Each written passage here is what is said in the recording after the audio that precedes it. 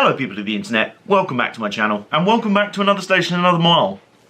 Wait, I'm supposed to say that after the opening titles, aren't I? In normal circumstances I would, but let's be honest, we're really not in normal circumstances in general at the moment. So, back in Series 2, there was actually an extra episode that I filmed and I was going to put together, except when it came to putting it together and putting it out there, I decided to scrap it because, I don't know, at the time I wasn't really feeling it. As you'll see in the finished film, the day of shooting didn't go entirely to plan. It was a bit of a mess by the end of it. And I just thought, do you know what? I wasn't feeling it. But in lieu of two things in particular, number one, the fact that I kind of don't know when I'm going to be able to go out and film more fresh episodes of Another Station, Another Mile for the foreseeable. And two, the topic of this episode is actually on its way to being retired this week, and due to everything that is going on in the world, it probably wasn't going to get a massive farewell tour anyway, not like the HSTs off the East Coast Main Line or anything like that, but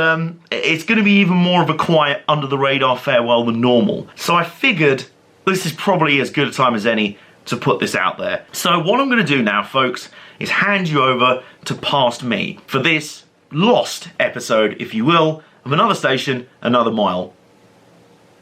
Oh yeah, roll the titles.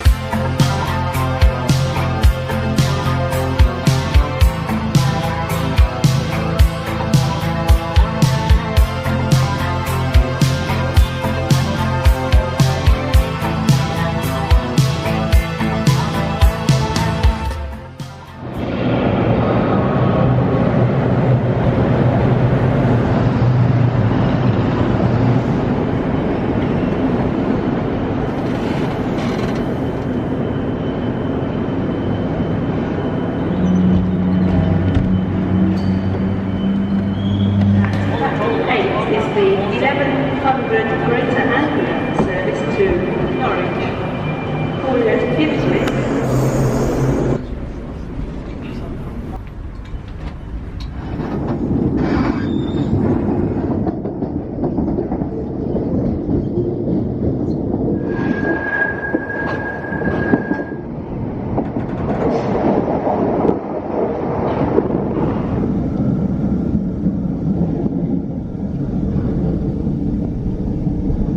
Hello people of the internet, welcome back to my channel, and welcome back to Another Station, Another Mile.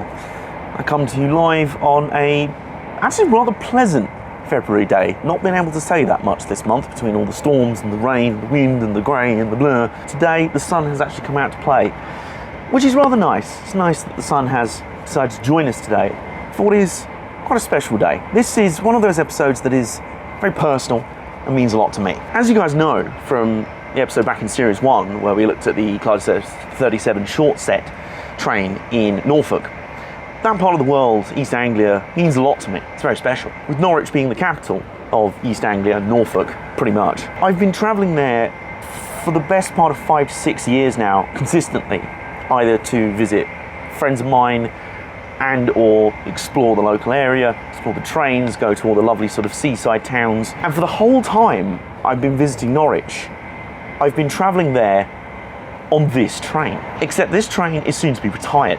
It's another one of those. The end is nigh for the train that has taken me to not just one of my favourite places in the country, but somewhere that means so much to me. And so with all that in mind, there was absolutely no way I was going to miss one last chance to experience London to Norwich on the Great Eastern Main Line behind a Class 19.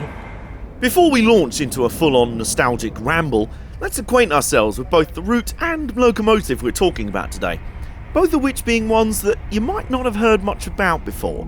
Starting with the route first, the Great Eastern Main Line, not to be confused with the East Coast Main Line, was first opened in 1862 and runs from London to Norwich via the counties of Essex, Suffolk and Norfolk, right through the east of England. From East London to East Anglia, there's a definite theme to this line, which runs to just under 115 miles in length total.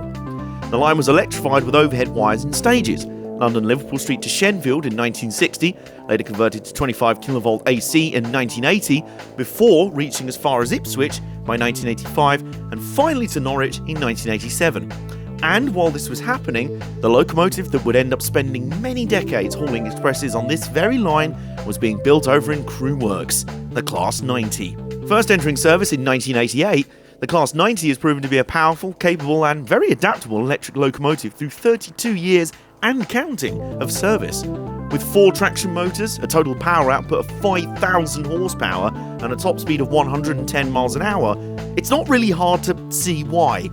And they got through a lot of work, hauling express passenger trains on both the East and West Coast main lines, as well as a multitude of freight operations.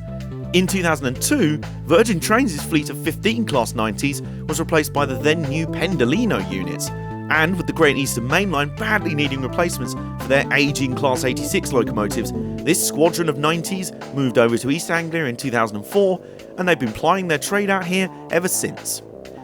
But on this specific service, it's not just the locomotive itself that makes it special. Now, strictly speaking, when I say riding behind a Class 90, at the moment that's not true, because I'm actually riding in front of a Class 90. The Class 90 locomotive is at the back of the train pushing, and there's a car at the front of the train that looks like a locomotive but isn't.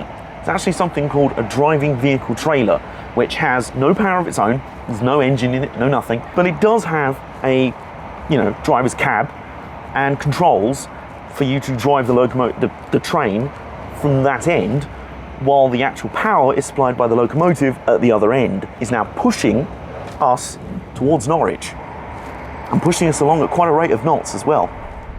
Couple the locomotive and the driving vehicle trailer with a rake of very comfortable and homely Mark III coaches, originally dating from the 1970s, in between them, and you have the recipe for an excellent way to travel between London and Norwich. And with that Class 90 providing the power, it's not lacking for speed either. Now, speaking of speed, that brings me uniquely onto the service I'm on today, because it's quite unlike the normal London Liverpool Street to Norwich train I get. This specific service is actually part of what was introduced last year by Abellio Greater Anglia as the Norwich 90 service, which kind of does what it says on the tin. London to Norwich in 90 minutes. And for a little while longer at least, until the Class 90s are retired, we're in the unique situation where the Norwich 90 service is helmed by a Class 90 locomotive. We made it to Ipswich within the hour, where we also spotted a selection of the Freightliner Loco fleet, including 2 Class 86s, the locos the Class 90 replaced on the Great Eastern Main Line. Freightliner also already have 11 Class 90s on their roster, and 13 of the 15-strong Greater Anglia fleet of 90s will join them on that roster once their duties on this line are done. Right, little sit rep for you. We've just completed our stop at Ipswich, and we are now charging, I say charging, towards Norwich at a rate of knots. Most importantly though, the good news is I have tea. That's it, that's the good news. That's good. In what felt like no time at all after leaving Ipswich, we were arriving into Norwich. And before heading into town for the day, I took a few shots of a scene that very soon you will likely never see ever again at this station.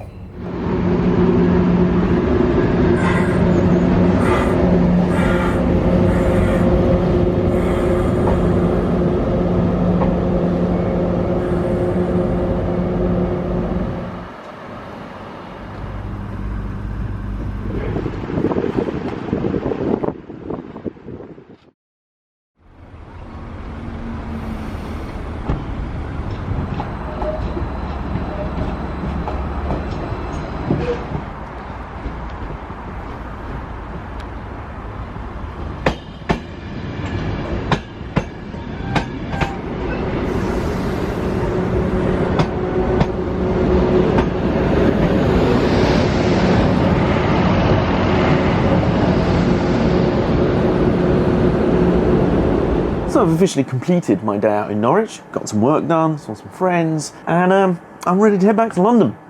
Aboard this, a Class 321 EMU. Yeah, what do you mean it's not Class 90?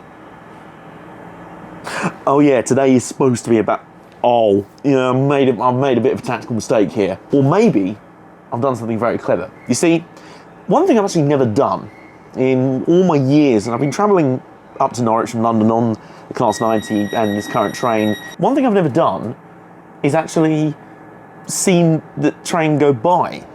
I've never actually done that because I've either been at one end of the line at London Liverpool Street or at the other end here at Norwich. So my plan is to get off at this station, which is the first stop southbound out of Norwich, and hopefully see the evening Norwich 90 service flying through at full speed northbound. Now we are relying on one or two things here. Number one, that it is actually running on time, because my connection to then get on the actual Class 90 train heading back southbound to London would be quite tight. And the other thing is we're also relying on it actually being a Class 90 on the Norwich 90 service. It could easily be one of the new Class 745 units. Cross your fingers, folks.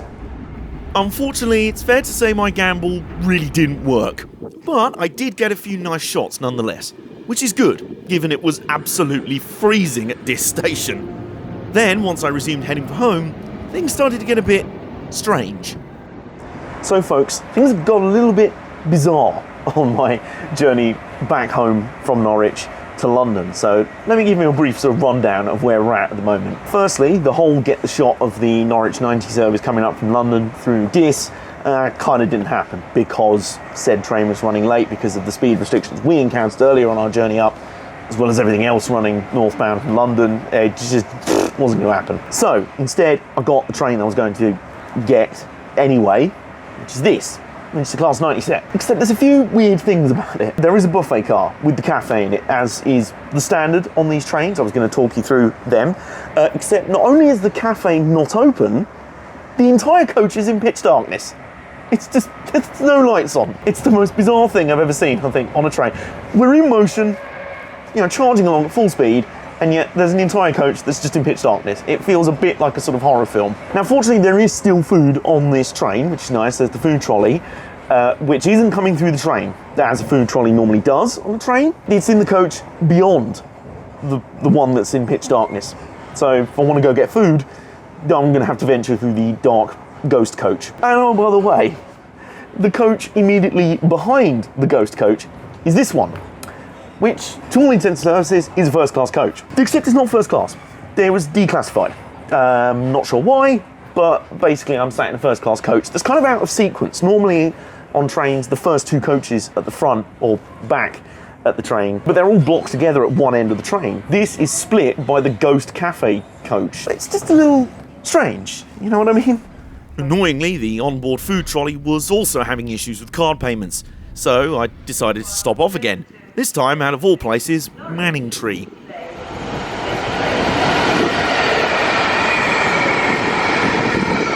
So not for the first time on my journey home today, I come to you from something that isn't a Class 90 Mark III set. In fact, this is the waiting room at Manningtree. And the next one's due in about 10 minutes. Although it is saying that first class and toilet facilities are reduced. And that's running late as well. Only by 2 minutes, but still. Turning into that sort of day, folks. Anyway, cross your fingers. Hopefully the next one will be the one to finally see us home. It wasn't. It was another EMU.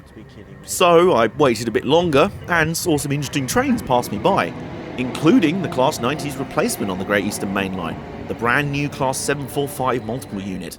And after getting a brief glimpse of the present and future, it was time, at last, for one last ride on what would soon be the past.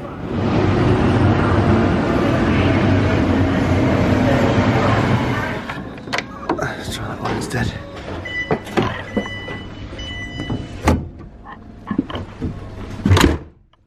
So folks, here's the situation. I'm finally back on a Class 90 with Mark III coaches and DVT behind me. Also, there are no ghost coaches on this train. Also, there was only a food trolley service up there, but I can actually pay for my food and my beverage. So, most importantly, I've got a beer. I'm gonna have it now. I can only assume the buffet cars were no longer in operation due to the imminent retirement of this stock, which brings me on to the one part of this train I haven't discussed yet, and perhaps the most important part of all to me, those venerable, comfy, homely old Mark III coaches. So here's the thing, folks. Now that we are motoring along at a rate of knots, charging for London, I can finally let you in on possibly my favourite thing about this whole train. And surprisingly, it's not to do with the locomotives. Potentially my favourite thing about this service and this train, specific train, are the Mark III coaches. And I don't think coaches get discussed enough. These ones, they've been refurbed and they've been kept through, but they also have a lot of original features to them, and a lot of the original seats style to them, which is nice because it means they're nice and comfy. It's a nice place to be. I don't want people to get the wrong idea about this series. It's not me saying all new trains are terrible, we should go back to the old days. I appreciate progress is a thing, and progress is often very good. Like, for example, newer trains, the replacements for this, I finally actually saw one in service, Class 745 unit. They have very low-slung floors, and I believe that means that you can have a sort of step-free access through the doors onto the train, which is fantastic for disabled passengers. That's great. So the new trains being easier to access, particularly for disabled passengers, that's great. That's all good. But there is definitely some lessons that can be learned from the past, and that's, you know, a lot of the stories that I tell in this series are stories that I think deserve telling. And one thing is how to make trains homely and a nice place to be. Maybe at the end of the day, all you regard a train as is just a thing that takes you from A to B in the fastest, most quiet way possible. I like the journey itself to be an experience, to be enjoyable in and of itself. It's all part of the adventure. Every time I've got to Liverpool Street and I've seen the Class 90 sat at the buffer stops and these coaches on, I know what I'm going to get. And I know I'm going to have a nice comfy journey. And I think especially in terms of intercity travel, I think making the journey itself a pleasant experience and a nice place to be, a thing you actually want to do, should be all part of it. And I don't think that should ever be forgotten. I'm going to finish this beer now because I've been rambling long enough. Take us back to London. Let's go. At the time of this video going out, there's a very good chance the very coaches I was sat in on this very train are already on their way to, or are already at, the scrapyard. And knowing in advance that would likely be the case, I took full advantage and enjoyed the remainder of the journey back home and into London aboard such vintage stock for the last time.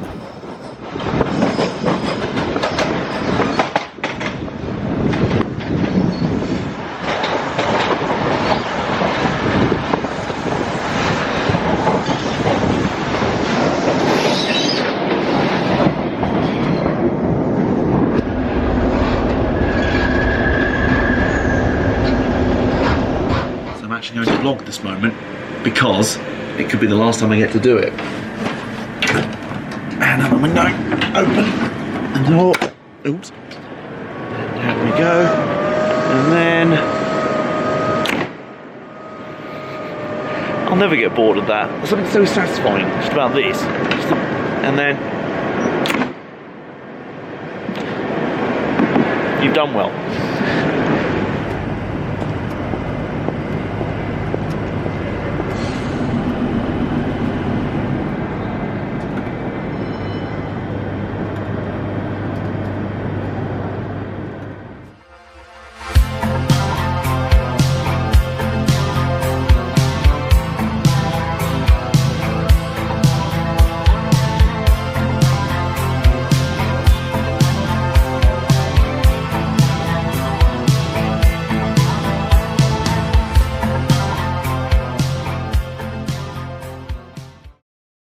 Hello people of the internet, welcome back to my channel, welcome back to another station, another mile.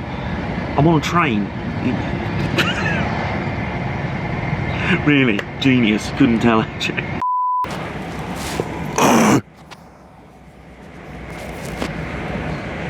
Oh wow, clearly I wasn't new metaling off the kid. I'll push my fingers into my eyes. This is actually my first time on what is called the... Excuse you. My plan is to hop off. Leave any belongings unattended. No, I was just planning to leave this bag completely unattended with all my items in it. But if I get off at the first stop on the line, which I like to nickname a little bit of diss. Do you see what I did there? Don't diss my pun game, yo. Now, I am gambling on one or two things. If you see something Oh my that God. doesn't look right, speak to staff or text the British Transport Police. Why do you have to keep talking? 16. We'll sort it. See it, say it, sort it. See it, say it, shut up.